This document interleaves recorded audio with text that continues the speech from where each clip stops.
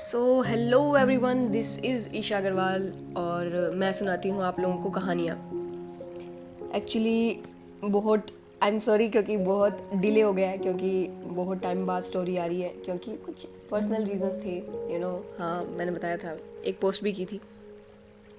Anyways, और thank you भी, क्योंकि मुझे लगा नहीं था कि जितने लोग हम स्टार्टिंग में मैंने वीडियो अपलोड करना मतलब छोटा था, जितने लोग थे उतने ही अभी भी हैं। तो आप लोग तो सच में यार अपनी बातों पर बिल्कुल कहते ना कायम हो, क्या कहते हैं, हाँ वही हो। तो थैंक यू आप लोगों का सपोर्ट के लिए, और सॉरी भी क्योंकि डिले हो गई थी स्टोरी। अब आएगी, मैं पूरी कोशिश रहेगी कि बिल्कुल रेगुलरली ही आए, ठीक है। अब ज़्यादा बकवास ना करते हुए, अब आप लोगों को लग रहा हो मेरी आवाज़ थोड़ी चेंज लग रही है क्या? हाँ, क्योंकि मैं बता दूं आप लोगों को कि मुझे थोड़ा साइनस की दिक्कत है, और इसका इलाज है एक नेति बोलते हैं उसको, जल नेति भी बोलते हैं उसको, सूत्र नेति भी होती है एक। तो इसका इकलौता इलाज वही है। तो मैंने आज ही स्टार्ट की है, वो काफ़ी टाइम बाद मैंने छोड़ दी थी बीच में, अब दोबारा स्टार्ट की, उसकी वजह से थोड़ा सा प्रॉब्लम है। बाकी कोई दिक्कत नहीं है, 1-2 दिन में मैं ठीक हो जाऊँगी बिल्कुल, ठीक है। अब हम स्टोरी स्टार्ट करते हैं। Okay, let us go, let's go. Okay, तो लास्ट एपिसोड में हमने देखा था कि ईशान और आकाश दोनों ही जो तलवार फैमिली है उनको बाय करके एक जगह चले गए थे। एक उनके जैसा कि एकदम सडन चेंज होता है ना, जैसे वक्त बदल दिया, जज्बात बदल दिया वाला सीन, उन दोनों के एक्सप्रेशन बिल्कुल चेंज हो जाते हैं। वो दोनों जाते हैं एक बंद पड़ी फैक्ट्री के पास। वो बंद पड़ी फैक्ट्री, वैसे तो वो फैक्ट्री बंद थी, लेकिन उस फैक्ट्री में ऐसा कुछ था जिसकी वजह से ईशान और आकाश दोनों वहां जा रहे थे, है ना। काला अंधेरा छाया हुआ था। दोनों की कार उस फैक्ट्री के सामने रुकती है। दोनों उस फैक्ट्री को एक बार देखते हैं और अपनी अपनी कार से निकलते हैं, एक दूसरे की तरफ देखकर बिना कुछ कहे उस फैक्ट्री की तरफ जाने लगते हैं। दोनों सीधा बेसमेंट की तरफ जाते हैं। हाँ, उस बंद पड़ी फैक्ट्री में एक बेसमेंट भी था। उस बेसमेंट को देखकर कोई नहीं कह सकता था कि उसके ऊपर खड़ी ये फैक्ट्री बिल्कुल बंद पड़ी है, एकदम बंजर पड़ी है।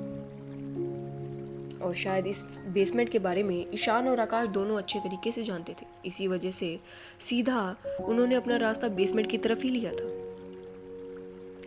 और जैसे ही वो बेसमेंट में जाते हैं, उस बेसमेंट के अंदर एक चेयर पर बंधा था एक आदमी। उसे रस्सियों से उस चेयर पर बांधा गया था। उसके फेस पर, यानी कि उसके मुंह के ऊपर एक पट्टी बांधी गई थी जिससे वो बोल नहीं पा रहा था।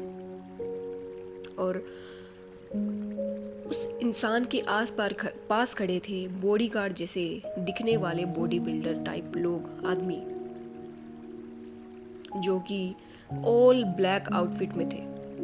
Black pant, black shirt, black blazer, और यहाँ तक कि ब्लैक शेड्स भी। कोई आम गुंडे टाइप नहीं थे वो थे एकदम बिल्कुल बॉडी बिल्डर टाइप थे वो। उनके सबके कानों में ईयर पीसीस भी थे। और एक स्पेशल बात, उन सब लोगों के चेस्ट पॉकेट पर था एक स्पेशल लोगो। एक स्पेशल लोगो, यानी कि एक शेर का लोगो, जिसे कमाने के लिए इन लोगों ने शायद बहुत मेहनत की थी। शायद हर कोई इंसान वो लोगो ले ही नहीं पाता, क्योंकि ये थी ईशान अग्रवाल की टीम अल्फा, स्पेशल फोर्स, जो सिर्फ और सिर्फ ईशान के ऑर्डर्स पर ही काम करती थी। आकाश के ऑर्डर्स पर भी नहीं, सिर्फ ईशान के ऑर्डर्स पर। ईशान ने ही उन्हें तैयार किया था, अपनी एक टीम तैयार की थी। इन 9 सालों में ईशान ने क्या क्या किया था ये तो शायद ईशान ही बता पाएगा। उसने बहुत कुछ झेला था, और शायद वो जानता था कि उसे इन सब की बहुत ज़रूरत होने वाली है फ्यूचर में, इसीलिए वो बहुत पहले से ही इस सब चीज़ों की तैयारी कर रहा था। इन सब चीज़ों में तैयारी में उसे 9 साल लग गए। उन 9 सालों में उसने तैयार की अपनी एक टीम अल्फ़ा।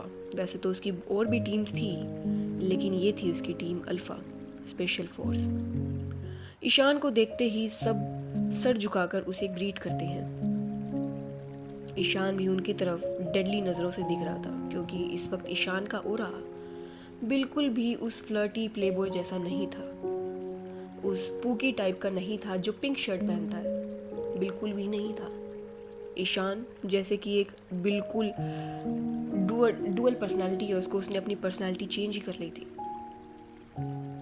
बनता भी है उसका करना, क्योंकि वो कोई आम नहीं ईशान अग्रवाल है। ईशान को देखकर वो बंधा हुआ आदमी आंखें फाड़ फाड़ कर उसे देखने लगा। उसके मुंह पर पट्टी बंधी थी, इसलिए वो शायद कुछ बोल नहीं पा रहा था।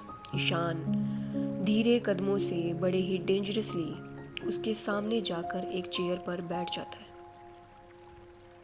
2 मिनट आंखों में आंखें डालकर उसे घूरने के बाद ईशान कहता है अपनी उसी डार्क कोल्ड आवाज में कहता है कि तो तुम हो सुरेश? 20 साल पहले कंपनी के फाइनेंस में थे ना तुम? अच्छी खासी सैलरी थी, बच्चे अच्छे स्कूल में पढ़ रहे थे, तुम्हारी बीवी को तुम नए नए तोहफे दे पा रहे थे, है ना? लेकिन तुमने अचानक से नौकरी छोड़ दी, एक छोटी सी दुकान कर ली। अरे बच्चों की फीस भी पूरी नहीं हो पाई इसमें तो, अपनी बीवी को एक नई साड़ी भी नहीं दे पाए तुम। बड़ा ही बहुत ज़्यादा गट्स है तुम में। इतनी अच्छी नौकरी छोड़कर एक छोटी सी दुकान कर ली तुमने,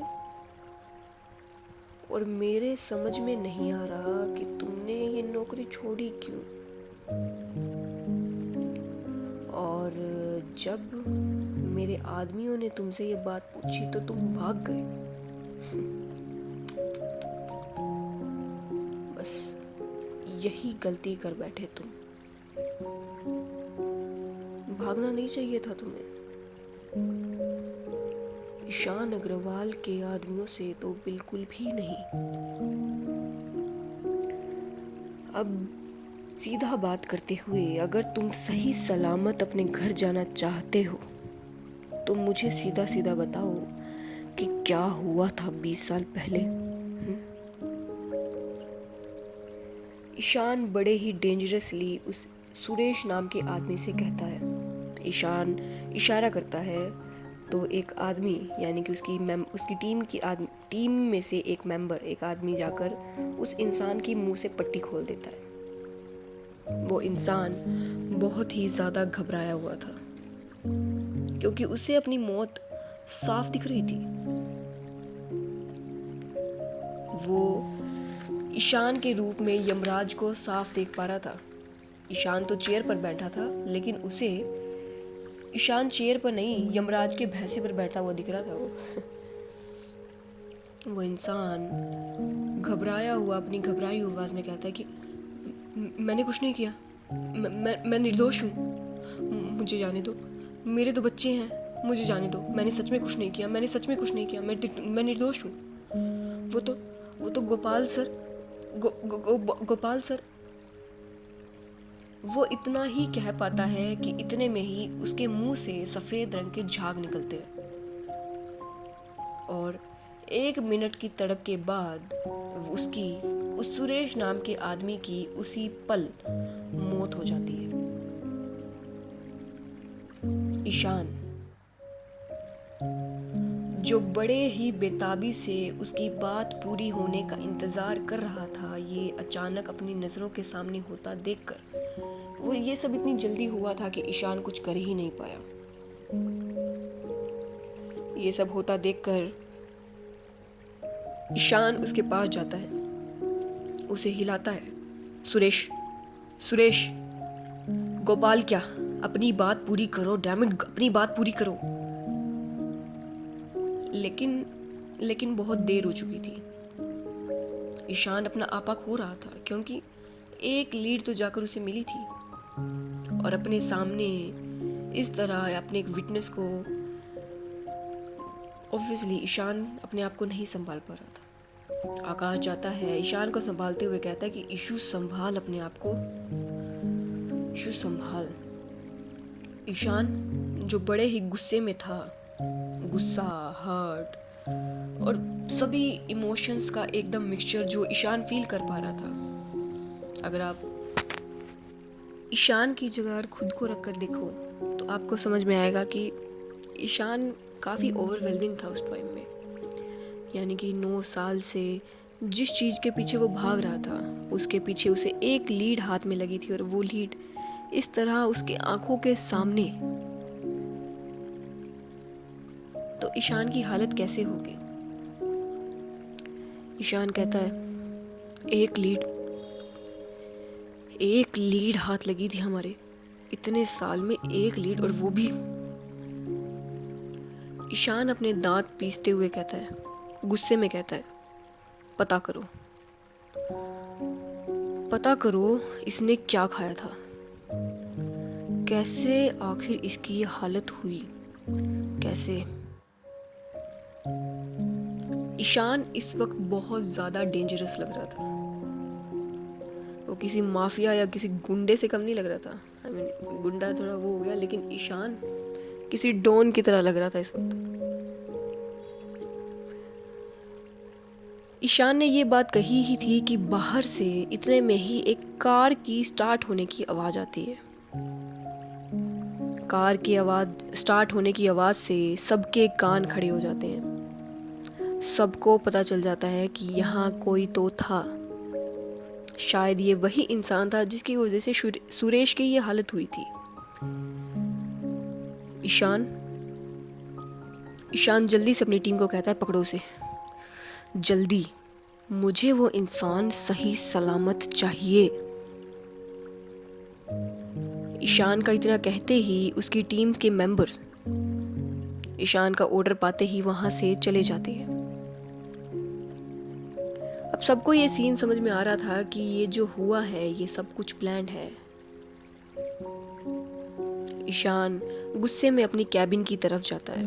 उसी बेसमेंट में वहाँ पर एक ईशान ने अपना एक कैबिन बनाया हुआ था। ईशान का गुस्से की आज कोई सीमा ही नहीं थी। ईशान बहुत ज़्यादा गुस्सा फील कर रहा था, उसे गुस्सा आ रहा था। वो गुस्से में कैबिन की तरफ जाता है। वो वहाँ ही चक्कर काटने लगता है, टू और फ्रो चक्कर काटने लगता है आगे पीछे। और गहरी सोच के बाद वो कहता है, अकी पता चला कि ये गोपाल कौन है। हमारे पास टाइम बहुत कम है, कोई हमारी मूवमेंट पर नज़र रखे हुए है। हमें जल्दी कुछ ना कुछ करना होगा, वरना आज ये सुरेश गया है, कल को हम में से कोई भी हो सकता है। जितना हम सोच रहे हैं ये मामला उससे भी ज़्यादा पेचीदा है। पता चला कौन है ये गोपाल सर। ईशान की बात सुनकर आकाश, जो ईशान के पीछे पीछे ही आया था, वो कहता है, वो भी उसी सीरियसनेस को कॉपी करते हुए कहता है कि हाँ मैं पता लगाता हूँ, तू शांत हो जा। और ये कहकर आकाश वहाँ से जाने लगता है कि ईशान अब कहता है, और हाँ सुरेश के परिवार को ईशान इतना ही कहता है कि आकाश ईशान की बात को काटते हुए कहता है कि तू टेंशन मत ले, उसके परिवार की रिस्पॉन्सिबिलिटी भी अब हमारी ही होगी। और ये कहकर आकाश वहाँ से चला जाता है। ईशान जो कुछ देर पहले तक गुस्सा फील कर रहा था, अब काफ़ी ही बेबस फील कर रहा था। हाँ भाई, बनता भी है उसका।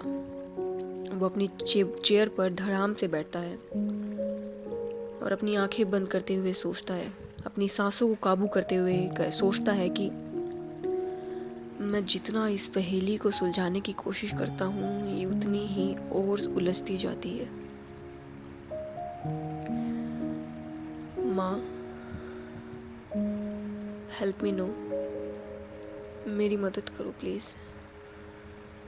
मुझे कुछ समझ में नहीं आ रहा है कि मैं क्या करूँगा। इसी तरह ईशान कुछ होने के लिए अपनी माँ से मदद की गुहार लगा रहा था। वो अपनी माँ से मदद मांग रहा था, क्योंकि ईशान ईशान भी तो एक इंसान ही था ना, एक बच्चा ही था एक किस्म का, जो 9 साल पहले 18 साल की उम्र में ही अपने पूरे परिवार से दूर भेज दिया गया। अपनी माँ के इतने बड़े हादसे के बाद उसे कुछ भी नहीं बताया गया, और इस पिछले 9 साल से वो एक अलग ही किस्म की आग में झुलसता जा रहा है। और ये आग अब न जाने क्या क्या उसके साथ करने वाली थी। ईशान ईशान इतने सच्चे दिल से बोलता है कि उसकी मोम को तो आज उसकी मदद करनी ही थी। आज शायद ईशान और कुछ भी मांग लेता तो शायद उसकी मोम वो भी उसे दे देती, क्योंकि ईशान अपने पक्के सच्चे दिल से, कहते हैं ना कि सच्चे दिल से गुहार लगाई जाए तो कोई ना कोई तो होता है कि वो आपकी बात ज़रूर सुनने वाला ज़रूर होता है।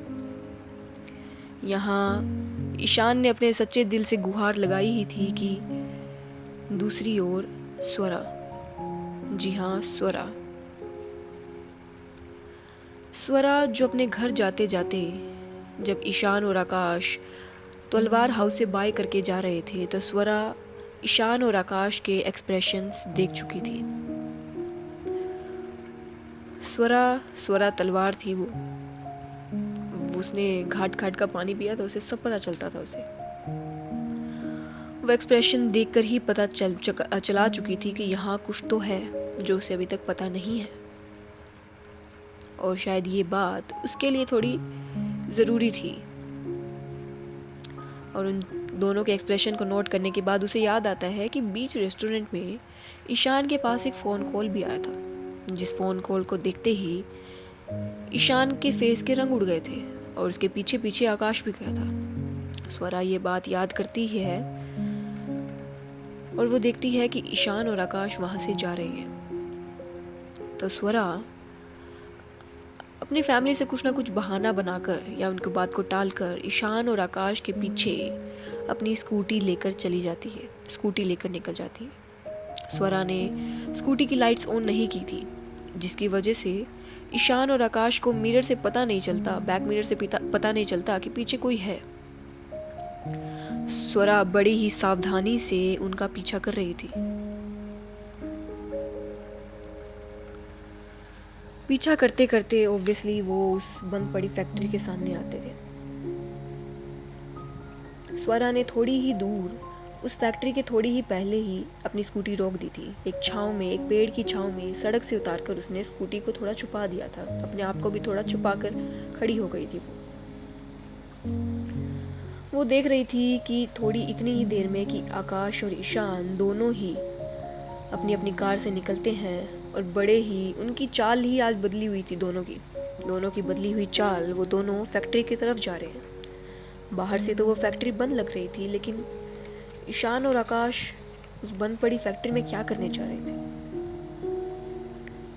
उसे समझ में नहीं आता। स्वरा आसपास देखती है, सारी चीज़ों को ऑब्जर्व करती है, फिर वो अपना फ़ोन निकालती है और वहाँ से पिक्चर्स क्लिक करने लगती है। अपने फ़ोन में उस फैक्ट्री की पिक्चर्स क्लिक करती है, आसपास के एरिया की पिक्चर्स क्लिक करती है। स्वरा अंदर नहीं जाती, स्वरा अंदर उन दोनों का पीछा नहीं करती, क्योंकि स्वरा पागल नहीं थी ना। इस वक्त उन दोनों के पीछा करते हुए अंदर जाना ये एक बहुत बड़ी बेवकूफ़ी थी जो स्वरा जानती थी।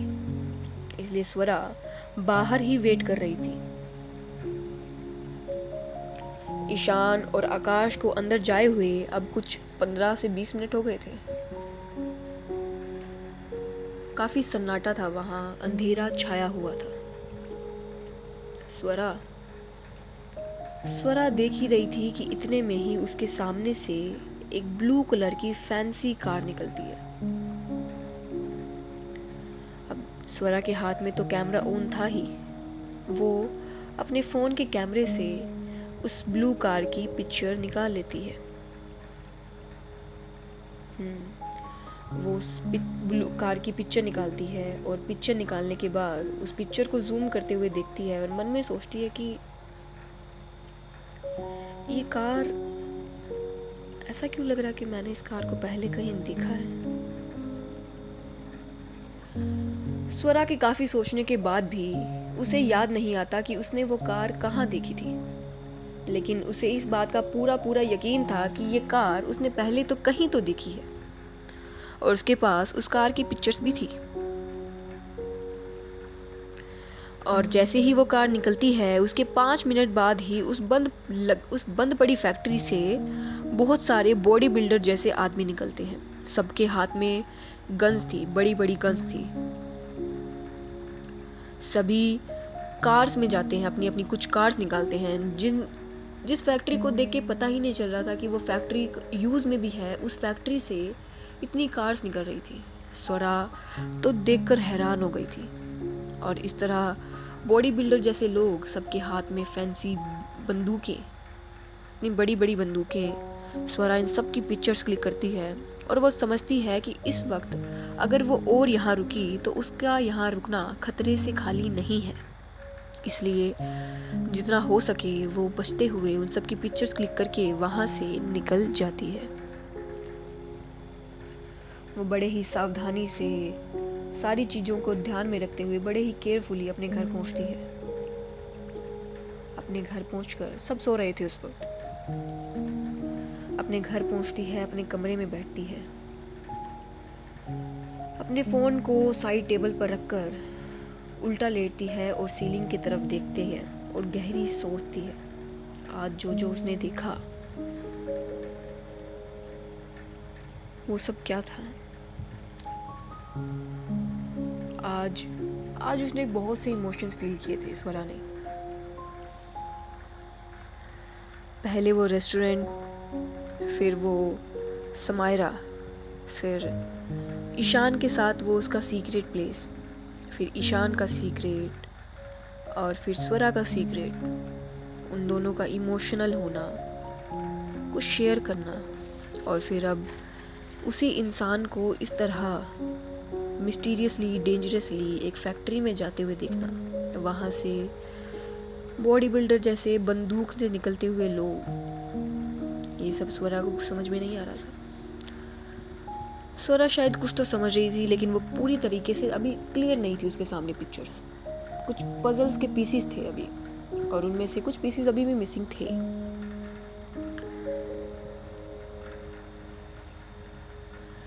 स्वरा मन में कहती है कि ईशान, ईशान, ईशान, क्या छुपा रहे हो तुम? मेरा दिल कह रहा है कि तुम गलत नहीं हो, पर आज जो मैंने देखा वो सब क्या था? तुम हो क्या? एक आम एम्प्लॉय इस तरह ऐसा कभी नहीं कर सकता। ऐसे लिंक उसके नहीं हो सकते। कौन हो तुम?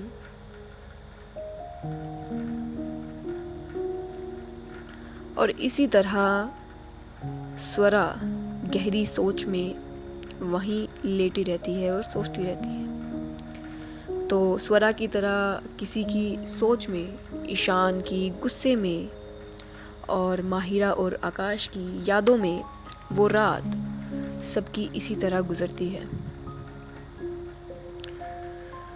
वो रात गुजरती है और होता है एक नया सवेरा, जैसे कि गुड मॉर्निंग मुंबई, है ना। और नया सवेरा होता है और हम जाते हैं अग्रवाल मैंशन में ब्रेकफास्ट टेबल पर। दरअसल ईशान आकाश के साथ ही रहता था। जब तक वो कंपनी में एज एन एम्प्लॉय काम कर रहा था, तब तक वो वहीं रहने वाला था। ये उसी की शर्त थी, और उसकी शर्त थी तो सबको माननी भी पड़ी। बच्चा भी कई बार अपने भाइयों से मिलने के लिए वहाँ आ जाया करती थी। आज मीरा अग्रवाल के कहने पर बड़े दिनों बाद पूरी फैमिली का एक साथ बैठकर नाश्ता करना होना था। सब ब्रेकफास्ट टेबल पर ही बैठे थे। टेबल पर हर सारे लोग थे, यानी कि मीरा अग्रवाल थी, उनका बेटा वीर अग्रवाल था, और मीरा अग्रवाल के दो पोता पोती यानी कि ईशान और अनन्या दोनों भी बैठे थे वहीं। टेबल पर पूरी तरह से सन्नाटा था। सबका फोकस अपनी अपनी प्लेट्स पर ही था, क्योंकि इस तरह बोलना किसी को ठीक नहीं लगा। कौन अपना दिमाग ख़राब करना चाहेगा सुबह सुबह, है ना। और इसी सन्नाटे को तोड़ती है मीरा अग्रवाल की वो पावरफुल आवाज़, थोड़ी बूढ़ी लेकिन उतनी ही पावरफुल आवाज़। ईशान, कंपनी में सब कैसा चल रहा है? उम्मीद है इस बार भी तुम मुझे निराश नहीं करोगे। दादी ईशान को बड़ी ही टीजिंग आवाज़ से, यानी कि चिढ़ाते हुए ये बोल रही थी। कोई अपने ही पोते को ऐसे बोलता है क्या? दादी की आवाज़ बात सुनकर वीर और अनन्या दोनों ही ईशान की तरफ देखते हैं। ईशान, जो ऑलरेडी कल रात जो उसके साथ हुआ, यानी कि वो सुरेश की मौत और जो भी सुख हुआ, उससे वो ऑलरेडी थोड़ा परेशान था। वो वही सोच रहा था और अब दादी की बात सुनकर उसे और भी ज़्यादा बुरा लगता है। वो चाहता नहीं था कि उसे बुरा लगे, लेकिन कुछ चीज़ों पर हमारा जोर नहीं होता ना चाहते हुए भी उसे बुरा लगता है। वो अपनी आंखें बंद करता है, अपनी मुट्ठी कसता है और एक सांस अंदर लेकर कहता है कि आपकी उम्मीदें दादी, आपकी उम्मीदों पर मैं ना कभी पहले खरा उतरा था और ना ही फ्यूचर में कभी उतर पाऊंगा, चाहे मैं कुछ भी क्यों ना कर लूं। इसलिए मैंने आपकी उम्मीदों के हिसाब से काम करना छोड़ दिया है। मैंने आपकी उम्मीदों के हिसाब से काम करना छोड़ दिया है दादी, और अब मैं अपने हिसाब से काम करूँगा। वो काम जो मुझे 9 साल पहले यहाँ से भागने की बजाय करने चाहिए था। ये बात ईशान अपनी दादी की आंखों में आंखें डालकर कहता है, क्योंकि वो भरा हुआ था। ऑब्वियसली वो भरा बैठा था और दादी ने चिंगारी में जैसे फूंक मार दी हो। और इस तरह ईशान का ये तर्क भरा जवाब सुनकर दादी, सबको लगा कि ईशान ऐसे बोल रहा है पहली बार, तो दादी का कैसा रिएक्शन होगा। दादी, जो ईशान की बात सुनकर उसी की आंखों में ये बात सुन रही थी, वो कहती हैं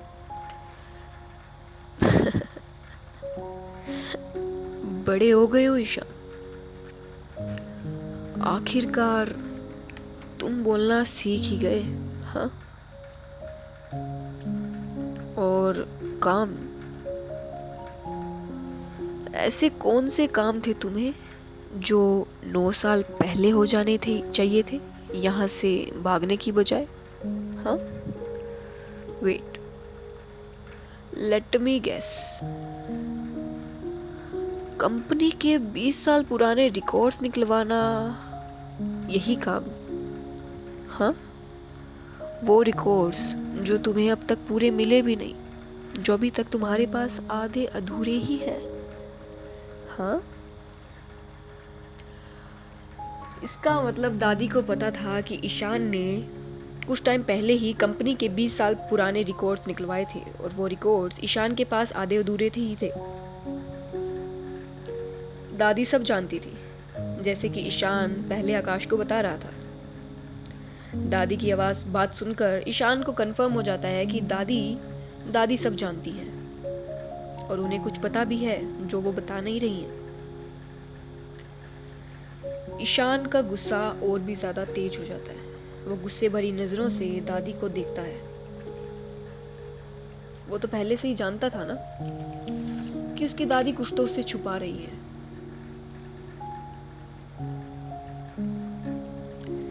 और ईशान, दादी की ये बात सुनकर ईशान को और भी ज़्यादा गुस्सा आने लगता है। ऑब्वियसली दादी अपनी बात आगे करते हुए कहती हैं कि तुमने सही कहा ईशान, तुम सच में मेरी उम्मीदों पर खरा नहीं उतर पाए, क्योंकि मुझे तुमसे इससे बेहतर की उम्मीद थी। दादी की ये बात सुनकर उस टेबल पर 2 मिनट का साइलेंस हो जाता है। ईशान, जो दिन रात इस मेहनत में इस जद्दोजहद में लगा हुआ है कि उसे कुछ ना कुछ करके कुछ ना कुछ लीड मिल जाए, कुछ उसे पता चले, और इसी तरह उसकी मेहनत के ऊपर कोई इस तरह मॉक करे, उसका मजाक उड़ाए, तो कैसा लगेगा ना। ईशान को ठीक वैसा ही लग रहा था, और वो भी अपनी ही दादी से। हाँ, दादी अपनी बात आगे करती हैं कि खैर, तुम्हारी दादी होने के नाते तुम जो भी काम करो उसमें मेरा आशीर्वाद हमेशा तुम्हारे साथ रहेगा ईशान। और ये कहकर वो एक टीजिंग स्माइल के साथ अपना नाश्ते पर फोकस करने लगती हैं। शायद उनके फेस पर एक विक्टोरियस स्माइल थी, जैसे वो जीत वाली स्माइल उनके फेस पर आ रही थी। जीत, वो भी अपने पोते से ही। ये किस तरह की जीत थी? शायद वो जानबूझकर ईशान को पुश कर रही थी। क्या मकसद था उनका ईशान को इस हद तक पुश करने का? एक तो ईशान का मूड पहले ही खराब था, अब अपनी दादी की ये स्माइल देखकर उसका मूड और भी ज़्यादा खराब हो जाता है। वो अपनी आंखें एक बार बंद करता है, गहरी सांसें लेता है और मन में सोचता है कि नहीं, आज मैं आपको नहीं जीतने दूंगा दादी, और इस तरह तो बिल्कुल भी नहीं। और अपने मन में हौसला भरते हुए ईशान अपनी आंखें खोलता है। इस बार जब वो आंखें खोलता है तो वो काफ़ी पहले से थोड़ा काम लग रहा था, पहले से ज़्यादा थोड़ा फोकस लग रहा था। आंखें खोलकर वो एक नज़र, आंखें जैसे ही वो खोलता है,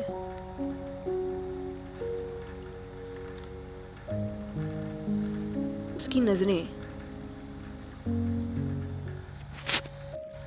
दादी के पीछे खड़े मिस्टर सिन्हा पर जाती हैं। मिस्टर सिन्हा को देखते ही ईशान के फेस पर एक डेविल स्माइल और एक स्मर्क आ जाता है, और ईशान अपना फोकस मिस्टर सिन्हा पर करते हुए अपना नाश्ता स्टार्ट करता है। वो दोबारा से, जो उसने रोक दिया था, वो दोबारा से नाश्ता करते हुए, कटलेरी हाथ में लेते हुए एक नज़र मिस्टर सिन्हा को देखता है और कहता है कि मिस्टर सिन्हा, आप कब आए? और सिन्हा जी, यानी कि मिस्टर सिन्हा, यानी कि मिस्टर त्रिलोक सिन्हा, दादी के असिस्टेंट, वो अचानक से अपने ऊपर फोकस पाकर थोड़ा सा घबरा जाते हैं ना, थोड़ा सा घबरा कर कहते हैं कि वो ईशान बाबा, मैं बस अभी आया। ईशान कहता है, बाय द वे कॉन्ग्रेचुलेशंस। अब ईशान के ऐसे कहने पर सभी उसे थोड़ा कंफ्यूजिंग नज़रों से देखते हैं। मिस्टर सिन्हा भी थोड़ा कंफ्यूज होते हुए कहते हैं कि कॉन्ग्रेचुलेशंस क्यों? ईशान कहता है, अब अपना कटलेरी छोड़कर वो मिस्टर सिन्हा पर प्रॉपर नज़र देखते हुए कहता है कि अरे, आपने नई कार ली है ना? अब वो अपनी नज़रें दादी पर करता है, दादी जो अपना निवाला खा ही रही थी। ईशान कहता है कि वाइट कलर की नई मर्सिडीज ली है ना आपने? ईशान ये बात दादी की तरफ कहता है। दादी जो अपना निवाला मुंह की तरफ ले जा ही रही थी, ईशान की ये बात सुनकर उनका हाथ हवा में ही रह जाता है, और वो अपनी नज़रें एक बार तिरछी नज़रें ईशान की ओर करती हैं।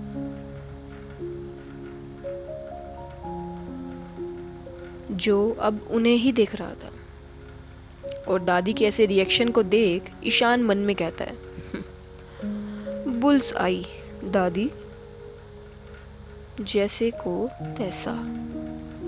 अब आया ना ऊंट पहाड़ के नीचे। दादी अपने आप को संभालती है और अपना नाश्ता कंटिन्यू करती है। दादी के रिएक्शन से तो उसे अपने आप सेटिस्फेक्शन मिल गया था ना। अब वो अपनी नज़रें दोबारा से मिस्टर सिन्हा पर करता है और उनके जवाब का वेट करने लगता है। मिस्टर सिन्हा अचानक से इस तरह से सवाल करने पर, यानी कि इस तरह से करने पर थोड़ा हड़बड़ा जाता है। वो एक नज़र मीरा को देखता है, उसे मीरा जी की बैग दिखती है, और फिर वो बात को संभालते हुए कहता है कि अब थैंक यू ईशान बाबा। ईशान कहता है कि अरे सिर्फ थैंक यू से काम नहीं चलेगा सिन्हा जी, मिठाई तो खिलानी पड़ेगी आपको। मिस्टर सिन्हा कहते हैं कि जी ईशान बाबा, बिल्कुल बिल्कुल खिलाऊंगा। ईशान कहता है और अब जो स्माइल, जो विक्टोरियस, जो जीत वाली स्माइल अब तक दादी के फेस पर थी, वो जैसे कि कॉपी पेस्ट होकर ईशान के फेस पर आ जाती है, क्योंकि इस बार बाजी ईशान ने मार ली थी। वो दादी को बता देता है कि वो जितना ईशान को बेवकूफ़ समझ रही हैं, ईशान उतना बेवकूफ़ है नहीं। ईशान भी सब बातें समझ रहा है और ईशान की जो प्रोग्रेस है दादी के हिसाब से काफ़ी ज़्यादा आगे चल रही हैं।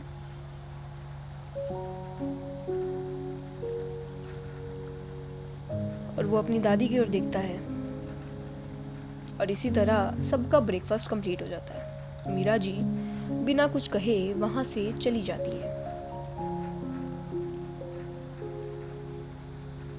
उनको मुंह की पड़ी थी ना, मतलब अच्छा करारा जवाब मिला था उनको।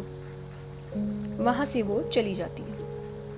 ईशान मतलब वो अपने स्टडी रूम में चली जाती है। ईशान नीचे से ही उन्हें देख रहा था, अपने दोनों पॉकेट्स में हाथ डालते हुए। वो बड़े ही गहरी नज़रों से मीरा जी की चाल को, मीरा जी के हाव भाव को नोट कर रहा था। वीर जी भी नाश्ता कंप्लीट होने के बाद बाहर चले जाते हैं। अनन्या पीछे से आती है और ईशान के कंधे पर हाथ रखकर कहती है, भाई आप ठीक हैं? ईशान घूमकर बच्चा को देखता है। जो आंखें ईशान की कल रात से थोड़ी ज़्यादा सख्त थी, दादी के इस तरह से कन्वर्सेशन से जो आंखें जल रही थी, वो अपने आप ही बच्चा पर पड़ते ही थोड़ी सॉफ्ट हो जाती हैं। वो अपना हाथ बच्चा के सर पर लेकर जाकर कहता है, उसे सहलाते हुए कहता है कि अरे मेरी बच्चा तो समझदार हो गई है, अब मुझसे पूछने लगी है कि मैं ठीक हूं कि नहीं। लगता है किसी की संगति का असर हो रहा है। कहीं वो वंश तो नहीं? और ये कहकर वो थोड़ा टीजिंग टोन में अनन्या को देखता है। अनन्या सारी बाजी अपने ऊपर पलटता हुआ देखकर अपनी आंखें रोल करती है, क्योंकि उसे वंश का नाम सुन गया था। वो कहती है, ओ प्लीज़ भाई, वो मिस्टर एटीट्यूड, नो वे। और ये बात कहकर वो 5 सेकंड का गैप लेते हुए फिर कहती है कि वैसे संगति का असर तो हुआ है, लेकिन उस मिस्टर एटीट्यूड का नहीं, बल्कि मेरी भाभी माँ का। और ये कहकर जो टीजिंग अब तक ईशान कर रहा था, वो टीजिंग अब अनन्या करने लगती है और ईशान को देखने लगती है। ईशान की आंखें, वो डार्क आंखें ईशान की, जो बच्चा के लिए थोड़ी सॉफ्ट हो गई थी, वो आंखें स्वरा का जिक्र सुनते ही पूरी तरह से सॉफ्ट हो जाती हैं। एक इंसान प्यार में क्या कर सकता है ना, this is loyalty, loyalty is royalty. मतलब स्वरा का जिक्र सुनते ही, अनन्या के मुंह से भाभी माँ सुनते ही, ईशान जो इतनी बड़ी जंग लड़ रहा था अपने दिल से, अपने ही दादी से, इस तरह से रोज हार रहा था, जीत रहा था, अपने पसंदीदा इंसान का नाम सुनते ही वो किस तरह से मेल्ट हो गया, किस तरह से सॉफ्ट हो गया। क्या ऐसा नहीं होता कि जिस दिन हम पूरा दिन थकान के बाद हम घर जाते हैं एक उम्मीद से कि हमारा अपने के बाहों में हम सो पाएंगे, हमें सुकून मिलेगा। यही सुकून अब ईशान को फील होता है सिर्फ और सिर्फ स्वरा का जिक्र सुनते ही। This is love, this is मोहब्बत। ये होती है मोहब्बत। ईशान जो टेंस फील कर रहा था वो अपने आप ही स्लो हो जाता है, और ये एक सच्चा इंसान ही कर सकता है। कहते हैं ना कि द मोस्ट ब्यूटीफुल थिंग कौन सी होती है, क्या सबसे सुंदर चीज़ होती है? एक इंसान, प्यार में पड़ा इंसान सबसे ज़्यादा सुंदर होता है। और स्वरा का याद करते ही उसे कल रात के बिताए हुए वो मोमेंट्स याद आने लगते हैं। किस तरह से उसे वो स्वरा की जेलसी स्वरा के फेस पर नहीं लेकिन उसके आसपास महसूस हो पा रही थी। वो वहाँ पर वो ब्यूटीफुल सीनरी स्वरा के साथ बैठकर देखना उसे याद आ रहा था। स्वरा का वो वल्नरेबल सा चेहरा जब वो अपने फादर के बारे में बताते हुए उसके जो आंखें में पानी आ गया था, वो हक करते हुए वो वार्मथ ईशान को स्वरा के ना होते हुए भी महसूस हो पा रही थी। ईशान तो स्वरा का जिक्र सुनते ही रोम रोम से एकदम तृप्त हो गया था। हाँ, यही तो मोहब्बत होती है ना। वो कुछ कह ही पाता, इतने में ही पीछे से आकाश आता है जो मेन गेट से एंट्री लेकर ईशान और अनन्या के पास आकर अपना एक हाथ ईशान के कंधे पर और एक हाथ अनन्या के कंधे पर बीच में आकर खड़ा हो जाता है और दोनों की तरफ एक एक नज़र करते हुए कहता है कि व्हाट्सअप गाइस, क्या चल रहा है? हिटलर के साथ हो गया ब्रेकफास्ट? हाँ। अब आकाश को थोड़ी ना पता था कि यहाँ क्या बातें चल रही हैं। आकाश के आते ही अनन्या अपने सीने पर अपने हाथ बांधती है और वहीं से हाथ बांधे बांधे ही ऐसे गोल घूम जाती है। अब आकाश जो एक कंधे से एक हाथ से अनन्या के ऊपर सहारा लेकर खड़ा था, अनन्या का अचानक से साइड होने से थोड़ा सा लड़खड़ा जाता है और वो एक हाथ से ही ईशान के ऊपर कंधे बैलेंस बनाते हुए कहता है, अरे। अब अनन्या कहती है, वैसे ही सीने पर हाथ बांधे हुए थोड़ा 2 कदम पीछे होते हुए अपनी नज़र आकाश की तरफ करते हुए कहती है कि अरे क्या अरे? हाँ क्या अरे आकाश भाई, आप तो मुझसे बात ही मत कीजिए। आकाश कहता है थोड़ा कंफ्यूज होते हुए कि क्यों, मैंने क्या किया? अनन्या कहती है, क्या किया? आप अब भी मुझसे पूछ रहे हैं कि आपने क्या किया? लेट मी टेल यू, आपको प्यार हो गया है ना, आपने कन्फेस भी कर दिया, रिजेक्ट भी हो गए, एटलीस्ट आपने मेरी भाभी माँ को मना भी लिया और सब कुछ ऑफिशियल भी हो गया। और इतना सब कुछ हो गया और आपने मुझे बताया भी नहीं। मैंने सारी कहानी सुन ली है, माहिरा भाभी से मैंने सारी बातें सुन ली है, जो जो हुआ। मुझे आपसे ऐसी उम्मीद नहीं थी भाई। मुझे लगा था कि आपकी जो भी लव स्टोरी होगी आप सबसे पहले मुझे बताएंगे, लेकिन आपने, चलिए मुझे आपसे बात ही नहीं करनी। और ये कहकर वो गुस्से से नाक फुलाते हुए आकाश की तरफ देखने लगती है। और ये बात सुनकर ईशान क्या करता है, वो भी बच्चा की तरह अपने सीने पर हाथ बांधता है, वैसे ही अनन्या के स्टाइल में ही वहीं से थोड़ा गोल घूमते हुए कंधे को आकाश से हटाता है और अनन्या के साथ लगकर खड़ा हो जाता है और कहता है, अगर ये बात है तो फिर तो मैं भी गुस्सा हूँ कि तूने मुझे भी तो नहीं बताया। आकाश अपने सामने अपने दोनों बहन भाइयों को देखता है। दोनों के हाथ अपने सीने पर बंधे हुए थे और एक दूसरे से लगकर खड़े हुए थे, जो गुस्से से उसी की तरफ देख रहे थे, गुस्से से भी और थोड़े अलग इमोशन से भी। आकाश कहता है, अरे मेरे जिगर की टुकड़ों, मैं बताने ही वाला था तुम दोनों को। अनन्या उसकी बात काटते हुए कहती है, कब बताने वाले थे? शादी हो जाती तब? और ईशान अनन्या की बात आगे करते हुए कहता है, या फिर मैं चाचा बन जाता और अनन्या बुआ बन जाती तब। ईशान तो आग में घी डालने का काम कर रहा था। आकाश कहता है, अरे ऐसी बात नहीं है बच्चा ईशान। अनन्या कहती है, तो कैसी बात है भाई? आपको पता है मैंने कितने सपने सजाए थे आपकी और ईशान भाई की लव स्टोरी को लेकर। अब ईशान का जिक्र आते, दिमाग में ख्याल आते ही वो ईशान से थोड़ा दूर होती है और कहती है, और ईशान भाई आपने भी अभी तक मुझे कुछ बताया नहीं है, तो आप यहाँ इस तरह मेरे साथ खड़े नहीं हो सकते। चलिए आप भी आकाश भाई के पास ही खड़े हो जाइए, मुझे आप दोनों की ही क्लास लेनी है। अनन्या ने तो उनो रिवर्स कर दिया था ईशान के साथ। ईशान ईशान जैसे ही मतलब ईशान के साथ तो ऐसा हो रहा था जैसे कि उसकी फेवरेट डिश उसको सिर्फ सुंघाकर उसे वापस कर ली हो। कितने टाइम बाद उसे आकाश की टांग खिंचाई करने का मौका मिला था, लेकिन बच्चा के सामने किसकी चलती है। बच्चा ने तो उसकी ही क्लास लगाने का निर्णय तय कर लिया था।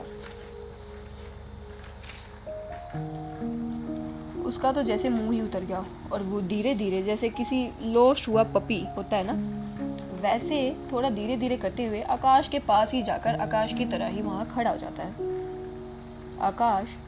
आकाश बहुत कोशिश कर रहा था कि अपनी हंसी को दबा सके, क्योंकि वो मन में सोचता है कि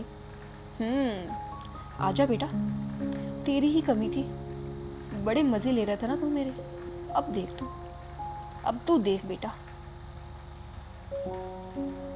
अब यही वाली बात है आकाश के साथ, डूबेंगे तो डूबेंगे लेकिन साथ में दोस्त को लेकर डूबेंगे।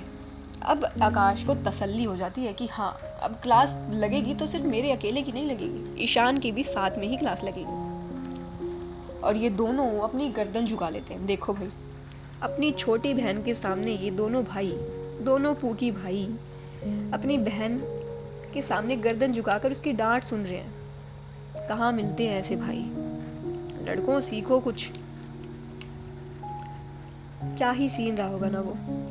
कोई भी लड़की इन दोनों को ऐसे देखे तो वैसे ही इन दोनों के ऊपर भाई। अनन्या अब शुरू करती है। अनन्या जो शुरू होती है तो वो जैसे कि किसी चंडी का रूप धारण कर लेती है।